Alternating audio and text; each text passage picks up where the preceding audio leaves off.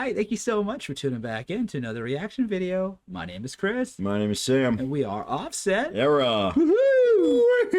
All right, you see it in the title. We're bringing back Muse. By popular demand. You guys loved our Muse videos when they were doing them, and then we kind of fell off because, you know, we're like squirrel, and we went the other way. And now we're back. And we're back. You guys put a there was another squirrel that brought us back to Muse. So here we are. Here we are.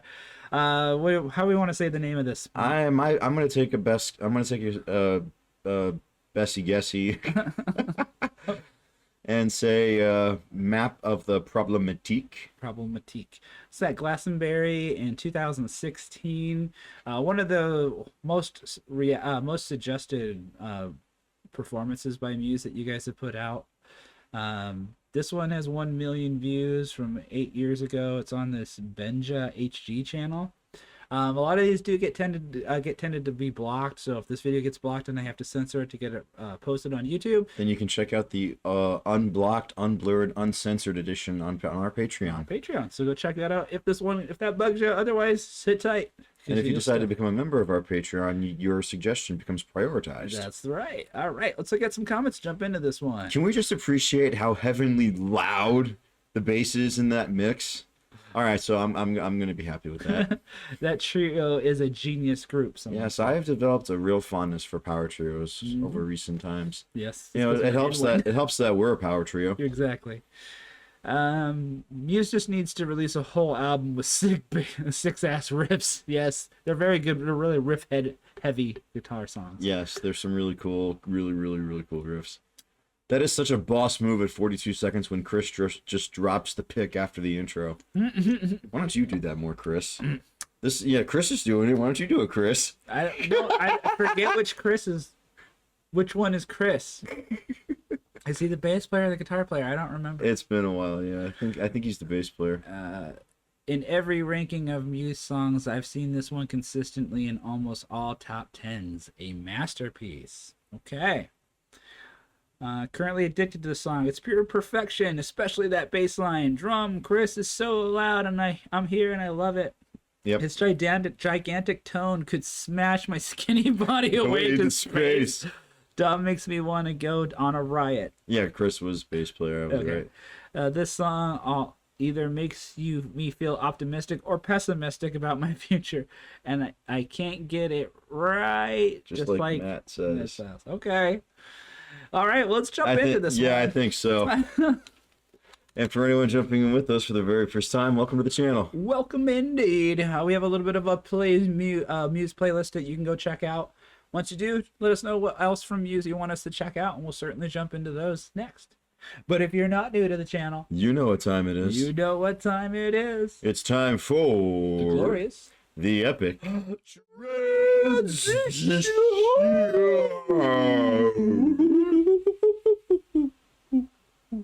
We gotta get a t-shirt made of that one of these days. It's gonna be our stupid faces.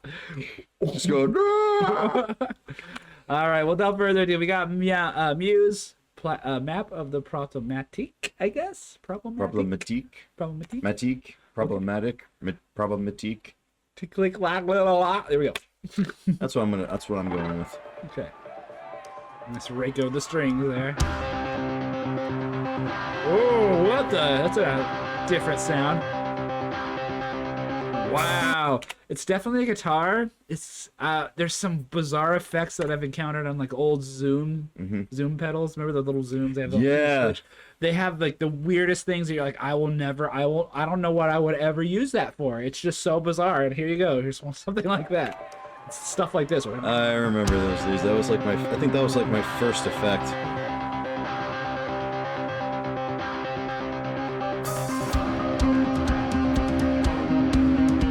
Oh, great layering with the adding the changing of the chords with that still going.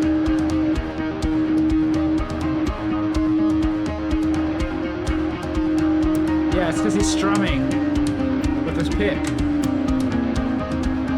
The bass, yeah. And then when he's done, he's done. So it's like the bass is lead here? Because he's lower. He's way up on the fret. I mean, yeah, if he's you kind of like consider where he's at, he's right here on the. Well, he's kind of like doing like a He's right here. like he's doing like the lows, but he's not just like strumming chords or just doing like he's the rhythm's still pretty busy, right. and but he's not. But at the same time, he's not doing like like a bunch of like noodly leads high on the neck. He's strumming. Yeah, it's a little bit droney it's really interesting sonically.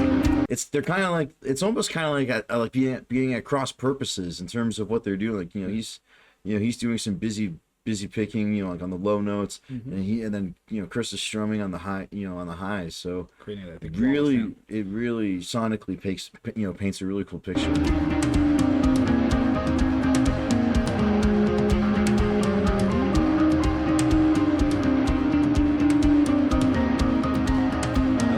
Groove too. That sounds really good. Throw a snare in there. Yeah, changes everything. Drop the snare there.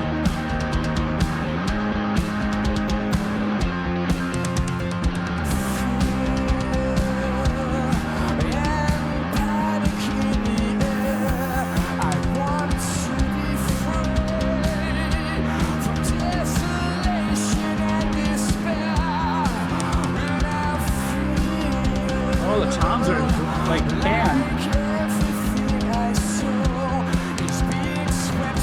Wow.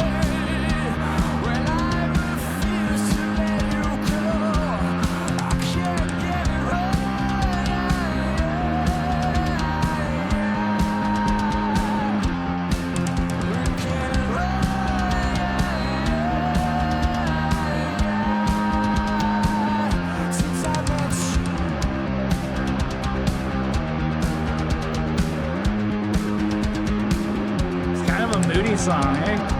Kinda.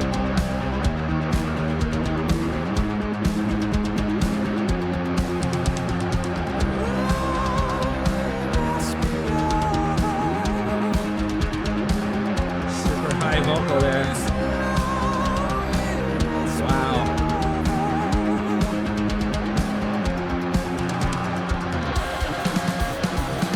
Oh, I love that. Oh, the riff is so good. Oh yeah. This Just is switch into a real full I like straightforward this. beat. That's the only thing that's changed, really. It's the same parts. I love that four on the that cool mid up tempo four on the floor beat. Doesn't matter what context it is. If that's the drum, like it's infectious. It's universally infectious. You know what this is? It's almost to me is like an exercise of how the drums changing and having nothing else changes the feel of a song. Because if you think about it, they're playing the same thing from 2 minutes ago that they're playing now. And the only thing that's really been changing, otherwise there's vocal parts that have been stepping in, is how he's approaching the drums. First, we started with just toms, no snare. Yeah. And that was kind of ambient. Then he started doing the tom groove, and as soon as that snare came in, we had a direction. We had a groove. All right, bam, bam. Then they get into this more rowdy section. Now he's playing four on the floor. Boom, cat, boom, cat. The whole time they're playing everything the same, but those subtle differences in every single time he changes the groove and changes the feel, with them doing nothing different, completely transforms the song to something else. And I think it's amazing how big and how dramatic changing a drum part can make a song feel. Let's continue.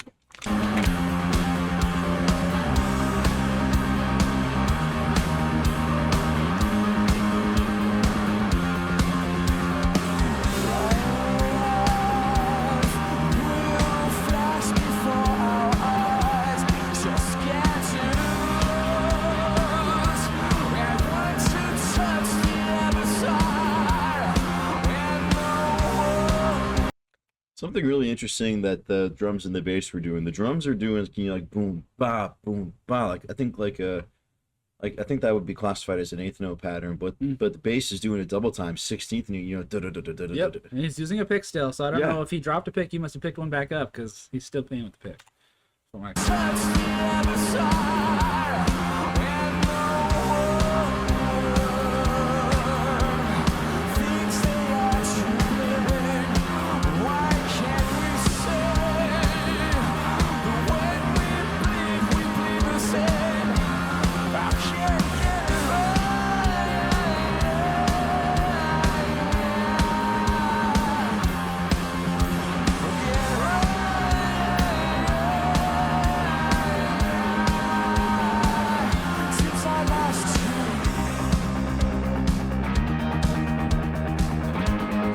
almost sounds like there's program drums in the back.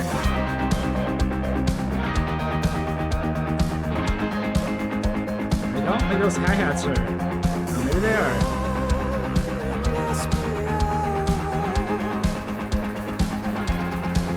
Yeah, there's some extra hi-hat going on. Back truckers.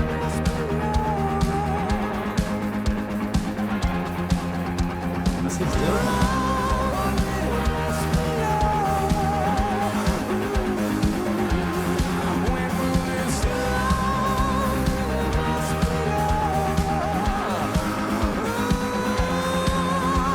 Vocals are insane. I love this little technical bar here.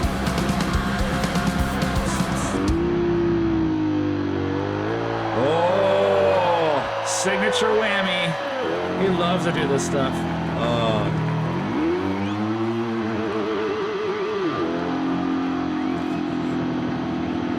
I love whammy bars, whammy effects. Yo!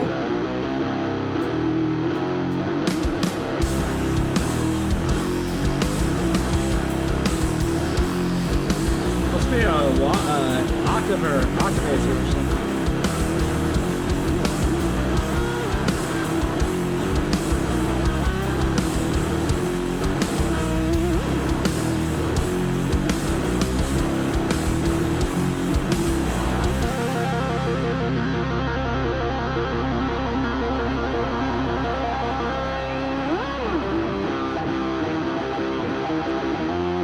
Yeah, it's definitely an octave pedal. So much fuzz. Yeah, it's like a little like octave and fuzz and it's so cool though. It's a really cool effect. He must have a really good crew because there's no pedals or anything on Yeah, stage, like- so someone's controlling that for It's him. all about. It's not just about what goes on stage. It's also what goes on behind the I'd be scenes. surprised if they didn't play to a click in in-ear monitors to where this is all just Well, programmed. I mean, a band as professional and long lasting as Muse. Like the way that everything that they have. In all fairness, it's a big festival, so it's got to have a good sound system to begin with. Right. But I'm sure I think it goes without saying that they have an experienced, astute crew. That determines their effects. How everything is set up. The sequencing and their amps and everything and. Yeah, definitely getting some vibes that there should be some programming here, and playing with the backtrack. There is there I think there was actually a keyboardist next to the drums. So Okay. so at least for this performance, they did have a keyboardist with them on stage. Okay, that makes sense. So I'm sure that makes up for. I'm sure sonically that makes up for a lot because there was quite a bit of keyboard effects. There was quite a bit of keyboard effects throughout the whole song, really adding a cool sonic layer to to the song. Yep. All right, let's get almost done.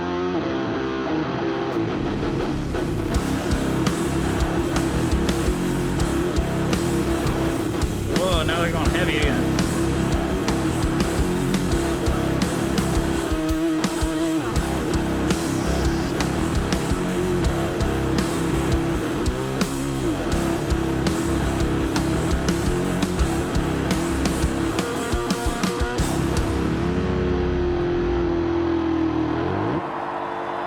That's it? That's all they have? It's over.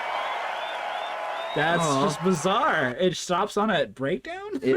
Or some jam out thing with like a whammy effect? That's really interesting how it's like a heavy jam, but it serves as the outro. I guess so. I mean, It's there's no rules. It's so.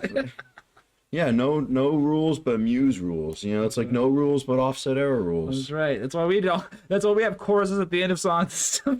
We have choruses at the beginning. We have an intro chorus at the start of a song. We have an outro chorus at the end of another song. Yeah.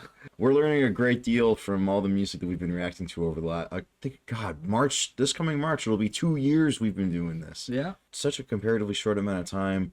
Our YouTube channel has jumped exponentially. Like we're on the cusp of 45,000 subscribers. Yeah. We're gonna hit. Our next marker is 50,000. That's gonna happen real soon. Yeah. Next couple months. So to everybody around the world that's been with us, from day one of us doing this, and to everybody that's been with Offset Air from the very beginning, more than 10 years ago, way before my time, thank you. Yeah, thank you. But if you guys want us to check out more Muse, let us know in the You know what comments. to do.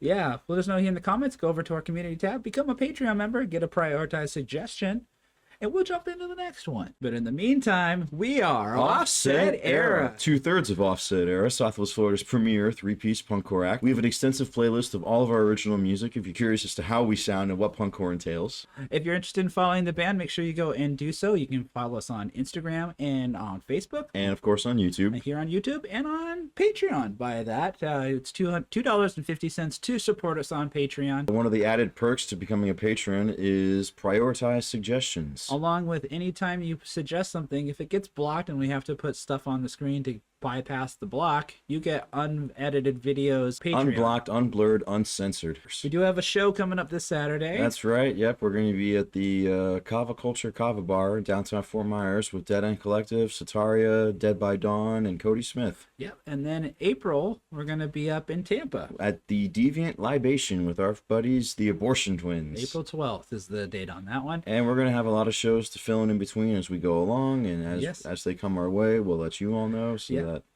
we go from there. Yeah, we're also looking at putting out a single hopefully soon to our new album. We got a couple more songs to write to fill out the rest of what we want as far as the total play count, but we are very, very hard at work at doing those and bringing those to a live situation too. So if you are local here and do come out to a show, you will probably hear some of those new songs. Come out to the Kava Bar of downtown Fort Myers Saturday to see us then. Yeah, check out some new stuff. But that's it for this video. Thank you again for commenting, liking, and subscribing. Yep. Let us know what you want to see in the next one. And we'll see you then. We'll see you there.